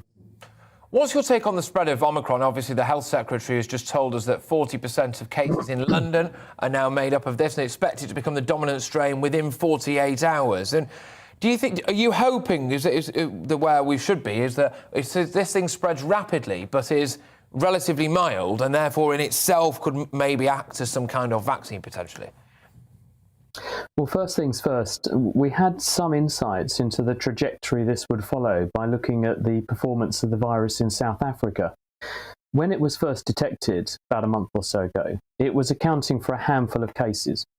And very quickly, that handful in the whole country turned into the whole country and went from being a handful of cases and a tiny proportion of the total to about 80 or 90% of the diagnoses being made. And it accelerated the number of COVID diagnoses from a few hundred cases per day of all COVID to thousands, like 15,000 cases a day. So that told us probably it's very transmissible. Now, obviously, you've got to be really careful about extrapolating from one country where very different demographic, very different living conditions, very different age profile and so on, to this country. But we had an insight that that might be what was going to happen. So it's unsurprising that we're seeing a very rapid pickup and takeoff, because by the time we began to look for this thing, there were already very large numbers of cases here. It was already spreading through the community. The UK Health Security Agency do expect or do anticipate that it's about twice as transmissible as Delta. So it's unsurprising that we would see the rapid takeoff that we are. But the sort of good news here, the silver lining to this cloud, is that the data from the South Africans seems to suggest it is a milder illness. But that does sound good on the one hand, but if you've got something that causes lots and lots of cases and is very transmissible, and it's causing lots of cases because it's so transmissible, it's still getting to lots of people. So even if it is a lot less lethal, because it gets to a lot more people, you still get lots of ill people. And that's what the government are worried about, and that's why they're trying to head this one off at the pass by using the enhanced vaccination and booster programme and the messages that we saw coming from Downing Street last night. And just very quickly, do you think they're going the right way about it then? I mean, there's talk of obviously getting the army involved. There's talk of, well, they are going to get the army involved. There's talk as well, of course, of us removing people from doing things like elective surgeries, etc. Just very, very quickly, do you think that our response to the Omicron virus or the strain of it is justified? The best defence we have for these vaccines at the moment, and the data we have suggests they're about 75% effective at stopping infection. We don't know about severe disease yet because we haven't really got enough data to go on. So therefore, mobilising the best measures we have and the best methods we have and all the resources we have to get as many people as vaccinated and boosted as possible gives us the best prospect of protecting the most people as quickly as we can. So I would say, really, this is the best approach for now, yes. Dr. Chris, thank you very much, as always. Dr. Chris, virologist at Cambridge University. Well, look, you are watching GB News, of course. We're back after a very short break and a check on the weather forecast, so stay tuned. It's time to remind ourselves there's always another winter. Canary Islands sponsors the weather. Good evening. A bit of a three-way split with the weather tomorrow. Most places going to be dry and bright, but there will be some wet and windy weather in the northwest and the south at times likely to be a bit dull and dank. This wiggling, waving weather front's been bringing quite a wet day across parts of northwest England and Wales. It is slowly slipping southwards, so outbreaks of rain trickling into the Midlands and South Wales overnight and lasting most of the night here. Clearer skies for southern Scotland, Northern Ireland and eastern Scotland, but then things turn wet and windy once more in the far northwest. Well, we have the clearing skies. Temperatures, certainly rural areas, could drop down close to freezing, but we're a long way from that in the south. A very mild night here, but it will be quite a dank, drizzly, misty morning across much of the south and Midlands. and parts of South Wales. Rain on and off here. That should tend to fizzle out, so most places becoming dry. But a brighter day for northwest England compared to today, and southern Scotland, Northern Ireland too. But there will be drizzly rain across western Scotland and very wet and windy across the Northern Isles and the Western Isles. Quite mild here, and again pretty mild across the south. During the evening, we'll start to see that rain pepping up and pushing south across the Highlands, down towards the central belt, and some rain heading into Northern Ireland. So again, further south, most places dry, but it could again turn quite misty and murky, with maybe the odd light shower across the south on Wednesday. Certainly rain at times for northwest England, southwest Scotland and Northern Ireland, but a brighter day in the far north, the winds easing down, and we should see some sunny spells too for parts of the North Midlands and eastern England on Wednesday. Again, pretty mild, double digits for the majority. Now, it's going to stay largely dry beyond Wednesday, Thursday and into the weekend. Not much rain around at all, but often it will be fairly cloudy with light winds and increasing chance of seeing some thick fog patches too. Canary Islands sponsors the weather. You're watching GB News live across the UK and the world on our digital stream. GB News is Britain's news channel. We are the UK's home of discussion and debate from all perspectives. We are here for you. Don't forget to join our YouTube community by clicking on that subscribe button. And if you want the GB News app, you can click and catch up on programmes anytime. We love to hear from you, so email us. gbviews@gbnews.uk. Thanks for being part of the GB News family.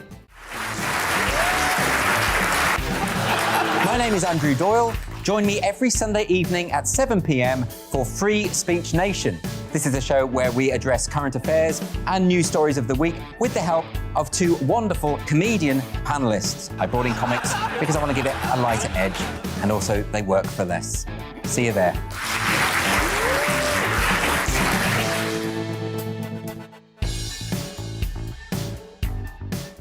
Join my show Farage, 7 p.m. till 8 p.m. Monday through Thursday, and there you will get opinion, analysis, debate, and I'll cover stories that nobody else dares to touch. And then for the last 15 minutes, talking pints. We're over a drink. We have a civilised conversation with someone. We very often disagree, but we do it in a grown-up way. Come and join me on Farage.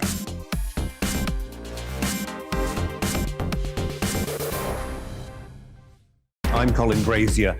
I've reported from more than 70 countries around the world, covered wars from Afghanistan to Iraq, from Lebanon to the Balkans. I'm trying to bring that experience, that feel for events, to the studio.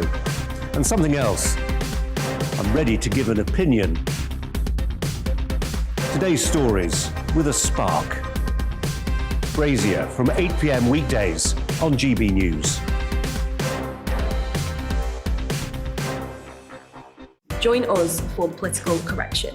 We're here every Sunday to correct politics and put you, the people, back in charge. We talk about all areas of the United Kingdom, including Northern Ireland.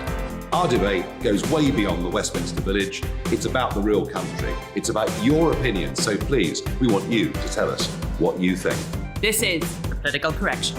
Every Sunday morning from 10 a.m. here on GB News.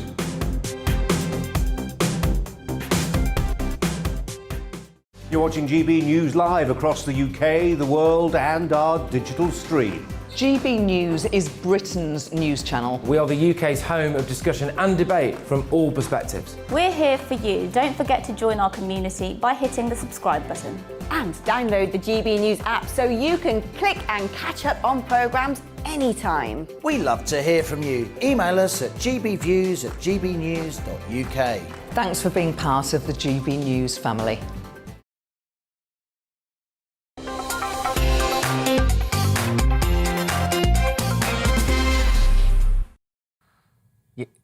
Well, there we go. That was, I thought I'd moved for a second. Anyway, welcome back to the afternoon agenda. Time for a check on all of the news headlines.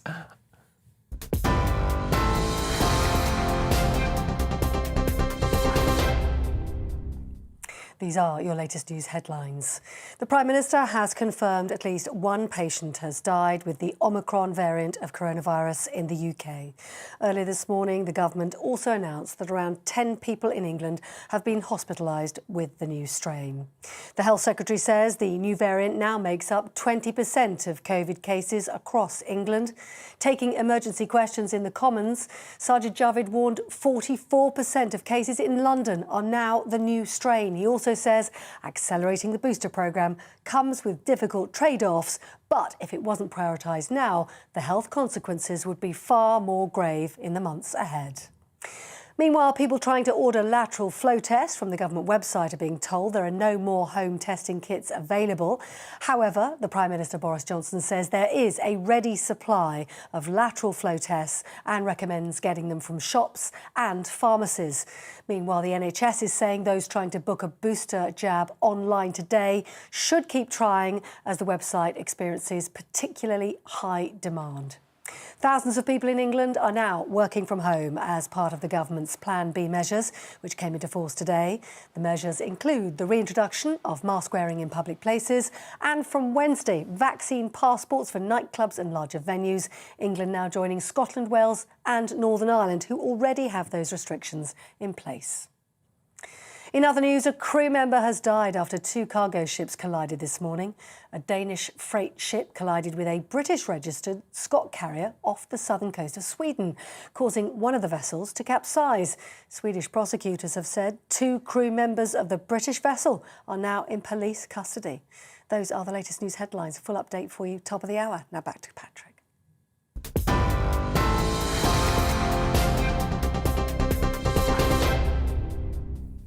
Good afternoon, everybody. Now, another sector facing up to the impact of COVID today is manufacturing. That's according to trade body Make UK. A record number of manufacturers are raising prices by as much as 10% in some cases, and this is the fourth time that companies have increased their prices this year. Consumers are being asked to ready themselves for further increases into early 2022. Now, manufacturers blame the increase on the pressures of inflation, but joining us now is retail expert Jeremy Baker. Thank you very much, Jeremy. How hard is this actually going to end up hitting customers then? Because ultimately that's what people really care about, the money in their pocket. They're going to have less of it because their prices are going to go up. And I think in 2022, as we get on, it won't be a post-COVID, back to normality, calm. It'll be quite the opposite. It'll be worse inflation. At the moment, worse inflation is on the cards. The reason is partly the disruption caused by COVID, and then there's the gas, energy, confusion with Putin, and the fight with Putin might lead to gas disruption in our country. That would be awful. Metal prices going up, cardboard prices going up. So you look at a thing like a can of beer, every element of it, the basic hops and everything like that, and the aluminium of the can, and the cardboard to hold the can, and the heating to dry the hops, all that up. Well, absolutely, and it doesn't seem like it's going to go down anytime soon, as you've said there. Do manufacturers actually properly have to do this, though? Are they just trying to make up for lost time? No. All the input costs are going up. So you've got a choice. Do I lose money or do I put up the price? Unfortunately, that comes down to putting up the price, and that's what we're going to see. I would say that what's happening at the moment is a kind of realignment in the economy. Some people are going downhill, suffering. Others are going up. So if you look at the high street now, high street's going down, suffering, but online's going up. If you look at restaurants, actual restaurants going down, food delivery going up. So each consumer, each employee has got to think of what's happening to me and my industry. Where am I going to go? Am I going to be on the winning side or the losing side? And that COVID. Sorry, do you actually think that what's happened here now then with the coronavirus really, and what could potentially happen, and I suppose ultimately our response to that, just will create more inequality? The wealthier could get wealthier, the poorer could get poorer. I think that's what the different industries are going to do better and worse. And so ideally, what you want to be is in the winning industry, not in the losing industry. And so you've got to sort of look at your skills, look at your future. Where am I in a winning industry or a losing industry? You have to look for a winning industry. Well, that's the difficulty. COVID is disrupting everything. It's not just a health problem; it's a kind of economic problem, and so we're all kind of previous winners are now losers. Previous losers are now winners. If you look at, say, the building industry, you see a tremendous demand now. If you want to switch over your career to being a builder, you're on to an absolute winner there. Builders are like gold dust. And so that's what's happening. You've got to make sure you're kind of becoming a builder rather than a restaurant owner. Okay, well, look, I would say, go on. I would say, I think that one of the good things that's happening at the moment is the Boris Johnson and the crash the demand to boost everyone. I think that's a tremendous thing, and it will create confidence in the consumer if it works out. It reminds me, sort of looking back on World War II, the whole country was involved, and they kind of no holding back, and that's what Boris perhaps is organising now with this. Everyone had to have a booster by the end of the month. That could happen, and it could stimulate everyone, and everyone will say, wow, we live in a well-organized country. Government knows what it's doing. Off we go. And then it heads to the shops and buy. And I suspect it would possibly take quite a bit of heat off of him as well when it comes to things like Wallpaper Gate and whether or not they had loads of parties in Downing Street, So potentially that could be a reason for it. But Jeremy, thank you very much. I'm sorry, I could talk to you all day, actually, but unfortunately we've got to move on now. Jeremy Baker, retail expert, thank you very much for your time. Now, working from home is back from today for many of us. I actually got off the train in London this morning, and the station was empty. I've not seen anything quite like that, genuinely. I had to just check and make sure it wasn't still Sunday or something. But yeah, that was where it was. There was the whole platform's absolutely dead, completely empty. Walking out the concourse, completely empty. So clearly, loads of people are working from home. But anyway, many of them indeed are. Now, under the new COVID Plan B restrictions, basically, you're being advised, of course, to stay at home. But we know from previous experience that this can take a real toll on people's mental and indeed physical health. Work time and downtime can easily blur into each other, and it's easy to make the journey from the couch to the fridge, but perhaps less easy to fit in a decent amount of exercise time. Well, joining us now is the mental health campaigner and indeed influencer, Ben West. Thank you very much, Ben. Good to see you again. Now, yes, are you concerned about this work from home advice? Do you think that actually, OK, maybe they're saying, well, it could help to reduce the spread of Omicron, but frankly, it could cause the spread of a vast mental health crisis as well? Absolutely, you're right. And last time I was on the show, we talked about this second pandemic that's going on, that's sort of been induced by COVID-19, which is the sort of the mental health pandemic that we're facing now. And we're seeing such a massive increase in the number of people that are suffering with their mental health over the last 2 years. And it is a worry that I have that we are going to see a further increase because people have now been told to work at home. Obviously, for some people, the work from home order improves their well-being. Some people do enjoy that. Some people need that time that they would otherwise have spent travelling to work, travelling to and from and commuting. So for some people, of course, this might be a good thing. But we can't forget that for some people, as you said, that blurred line between working environment and social environment, between sleep and work, that can really have quite a massive impact on your mental health. And also the lack of socialising, the fact that you're not in an office interacting with other people. Some people have quite toxic home lives and lives at home that they'd like to get away from in the daytime. And actually, from the government's perspective, if you're going to be putting more pressure on people, if you're going to be using language like tidal wave of Omicron, that is very, very scary to some people, we've got to be putting into place measures to protect people's mental health. We've got to be upscaling mental health support. We've got to be providing people with information about how they can look after their mental health. And so far, there hasn't been very much on that topic from the government. The same government that told me to my face that mental health is a priority for them seems to once again have forgotten how much of a priority it is to us. Yeah, and there's loads to it. I mean, you just rattled through a huge amount of different things that can happen there that can impact your mental health. And also, I think as well, I mean, I know from a couple of friends of mine that their bosses, because they know they're at home all the time, are even messaging them later into the evenings and things like that. So there can really be no escape, I think, for a lot of people. But what can people do just to take, maybe, I don't like to use the phrase, take some personal responsibility for their mental health, but I'm sure you understand what I mean when I say that. What can they do themselves, really, to try to boost their mental health?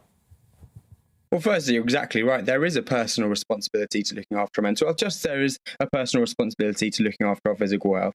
And actually being able to set those boundaries, like you mentioned, bosses contacting you late into the evenings, maybe at weekends, that they wouldn't have otherwise done. You set your own boundaries. Make sure that you're forceful and fair with where your boundaries lie. And if your boss texts you or asks you to do some work after hours when you're not working, give them that feedback. Say, you know what, I'm actually not working right now, but I'll get onto this as soon as I can tomorrow when I'm back at work. Setting those clear boundaries, making sure you realise that you do have social time, you do have free time when you're at home, and you do have working time. And it can be little things as well, like not working in the space you socialise in, making sure you have an office room and that room becomes the place you work, and then the rest of your house remains your house. And things like that, although they might not seem very significant, they can have quite a huge psychological impact on where you interpret your workspace and where you interpret your social space. But I think the most important thing people can do going forward, if you are working at home, is set boundaries. Make sure you're not working extensive hours that you wouldn't have otherwise worked,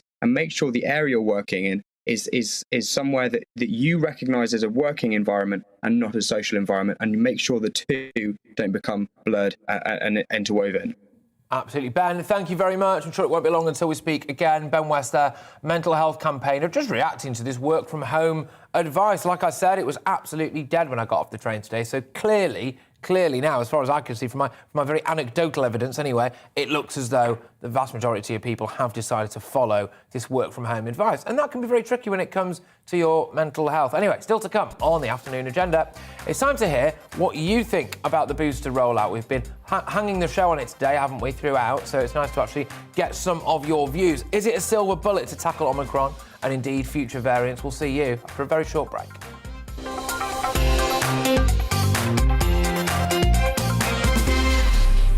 You're watching GB News live across the UK and the world on our digital stream. GB News is Britain's news channel. We are the UK's home of discussion and debate from all perspectives. We are here for you. Don't forget to join our YouTube community by clicking on that subscribe button.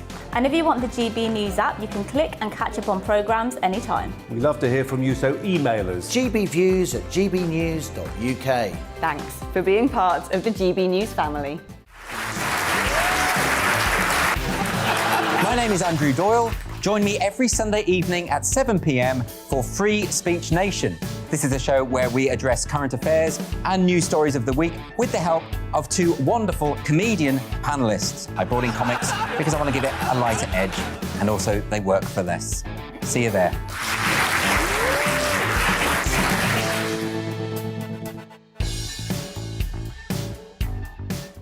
Join my show Farage, 7 p.m. till 8 p.m. Monday through Thursday. And there you will get opinion, analysis, debate, and I'll cover stories that nobody else dares to touch. And then for the last 15 minutes, talking pints. We're over a drink. We have a civilised conversation with someone. We very often disagree, but we do it in a grown-up way. Come and join me on Farage.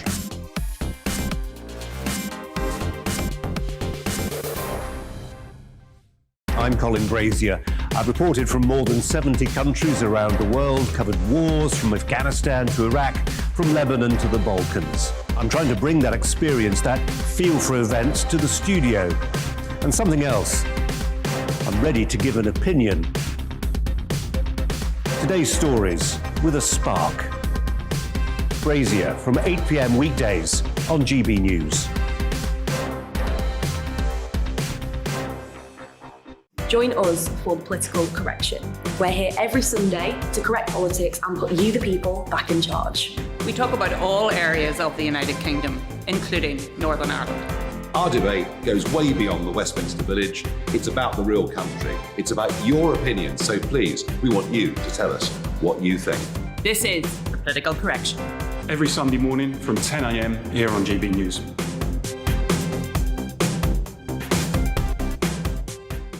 You're watching GB News live across the UK, the world and our digital stream. GB News is Britain's news channel. We are the UK's home of discussion and debate from all perspectives. We're here for you. Don't forget to join our community by hitting the subscribe button. And download the GB News app so you can click and catch up on programmes anytime. We love to hear from you. Email us at gbviews@gbnews.uk. Thanks for being part of the GB News family. You're watching GB News live across the UK and the world on our digital stream. GB News is Britain's news channel. We are the UK's home of discussion and debate from all perspectives. We are here for you. Don't forget to join our YouTube community by clicking on that subscribe button. And if you want the GB News app, you can click and catch up on programmes anytime. We love to hear from you, so email us. gbviews@gbnews.uk. Thanks for being part of the GB News family. My name is Andrew Doyle. Join me every Sunday evening at 7 p.m. for Free Speech Nation. This is a show where we address current affairs and news stories of the week with the help of two wonderful comedian panellists. I brought in comics because I want to give it a lighter edge, and also they work for less. See you there.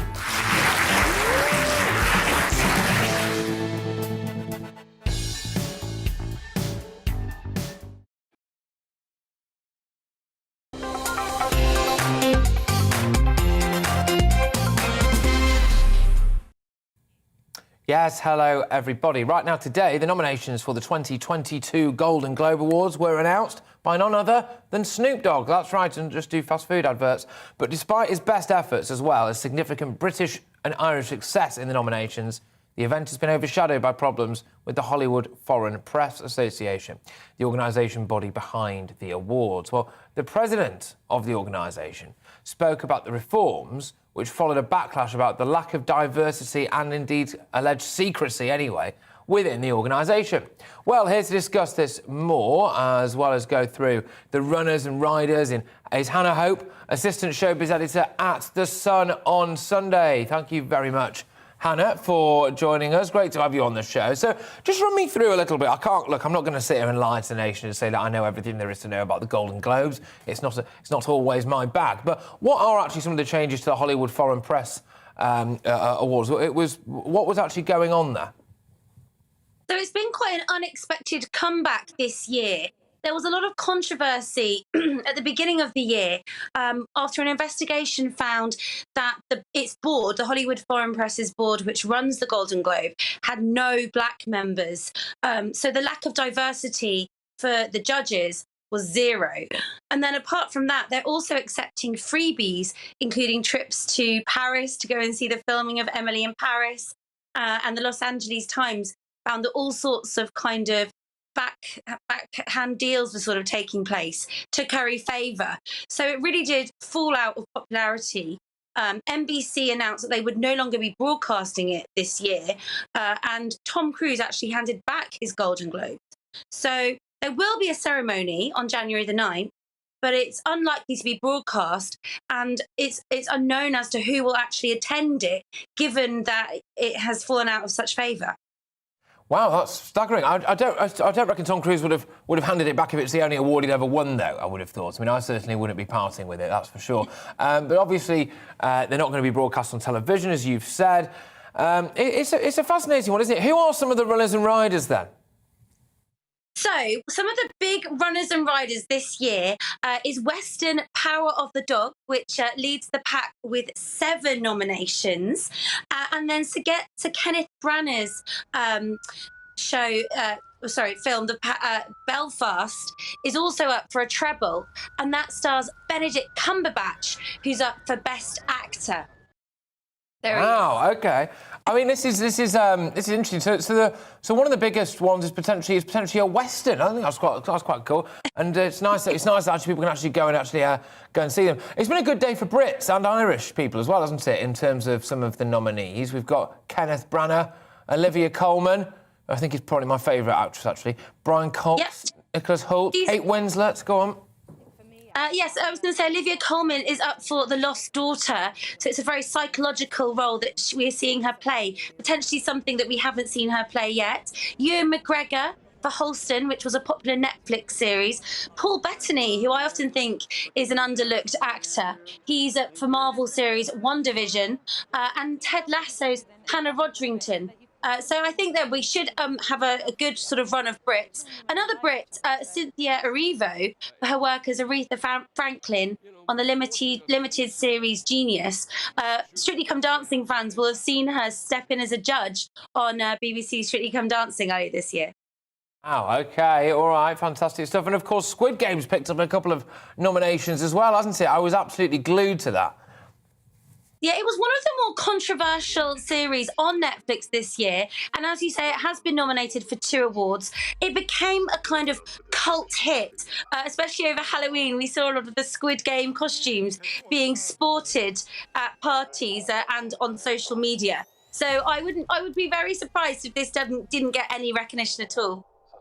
Absolutely, I think it's quite iconic, actually, really. I'd not seen anything quite like that before, I must say. And it also did provide fantastic Halloween fancy dress material as well. A lot of people were going out dressed as the Squid Game lot, weren't they? But look, yeah, it'll be a fascinating evening, even if no one's really there or watching it, I suppose. But it's good to know it's going on, isn't it, I think? So will there actually... Do you think the big names will go, even though they know it's not on telly? I think if, the board have said that there has been huge changes this year and they've added over 20 people to the board of diverse background.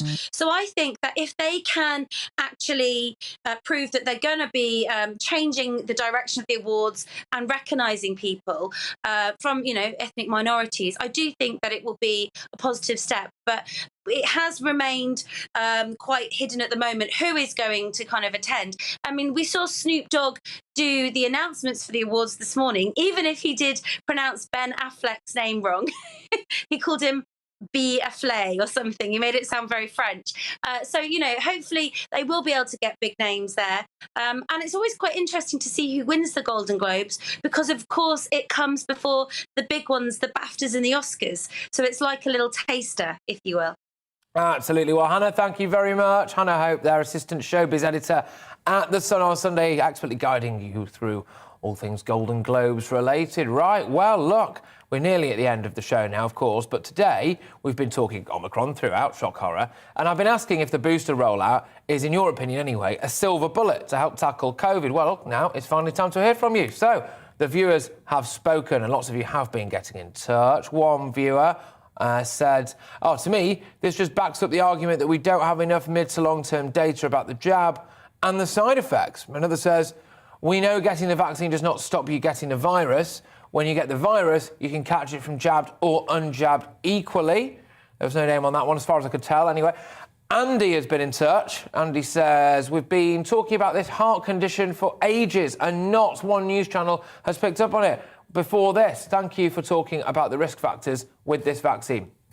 Yes, and I would recommend actually going back and watching an interview that we did there with Maxwell, who was a former, well, hopefully continues to be, if he gets better anyway, ballroom dancer, international level ballroom dancer, who unfortunately became quite ill as a result of taking the vaccine. That's according to his own doctor's advice, of course. Now, Deb has been on. Thank you very much, Deb.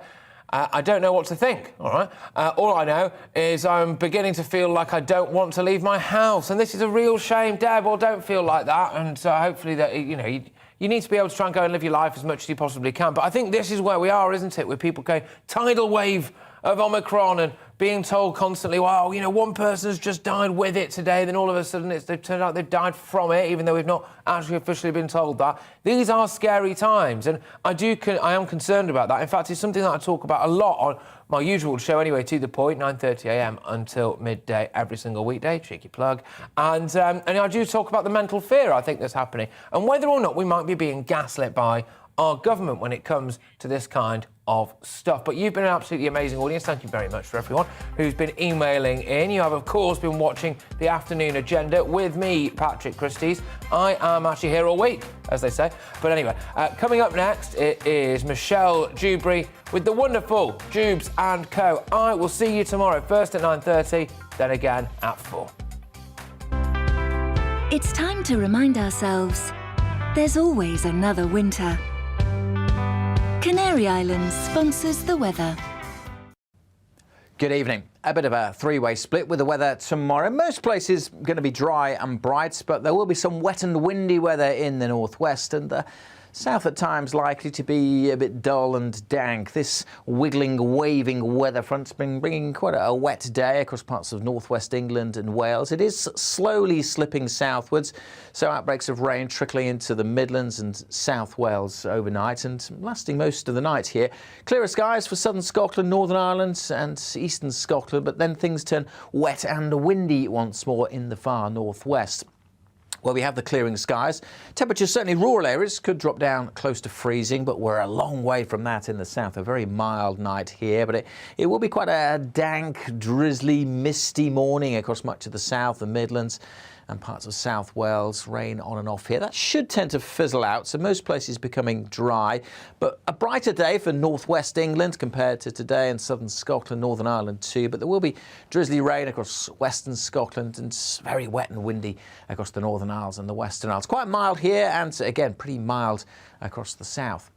During the evening, we'll start to see that rain pepping up and pushing south across the Highlands, down towards the central belt, and some rain heading into Northern Ireland. So again, further south, most places dry, but it could again turn quite misty and murky, with maybe the odd light shower across the south on Wednesday. Certainly rain at times for northwest England, southwest Scotland and Northern Ireland, but a brighter day in the far north, the winds easing down, and we should see some sunny spells too for parts of the North Midlands and eastern England on Wednesday. Again, pretty mild, double digits for the majority.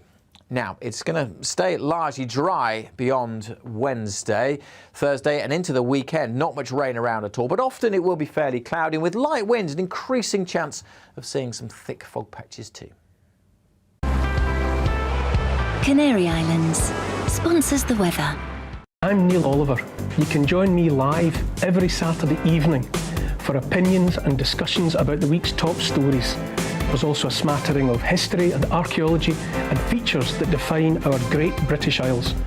You'll hear my thoughts unfiltered, as well as those of my guests, and we don't always agree. And we want to hear from you too. Neil Oliver Live, Saturdays from 7 on GB News. You're watching GB News live across the UK and the world on our digital stream. GB News is Britain's news channel. We are the UK's home of discussion and debate from all perspectives. We are here for you. Don't forget to join our YouTube community by clicking on that subscribe button. And if you want the GB News app, you can click and catch up on programmes anytime. We love to hear from you, so email us. gbviews@gbnews.uk. Thanks for being part of the GB News family. My name is Andrew Doyle. Join me every Sunday evening at 7 p.m. for Free Speech Nation. This is a show where we address current affairs and news stories of the week with the help of two wonderful comedian panellists. I brought in comics because I want to give it a lighter edge, and also they work for less. See you there.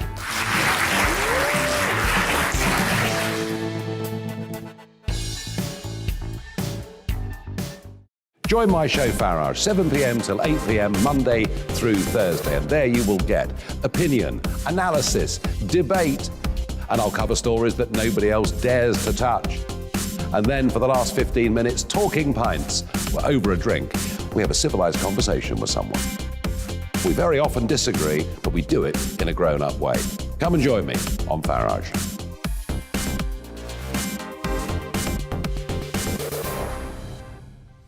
I'm Colin Brazier.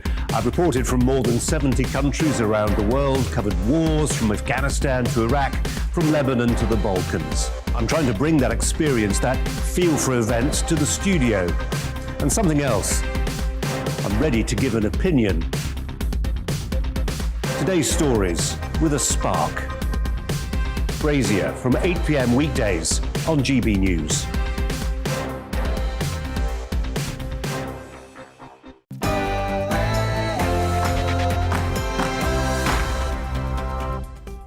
Hello there, it's 6 o'clock. I'm Michelle Dewberry, and this is Jubes & Co, the show where we'll get into lots of the stories that have got you talking.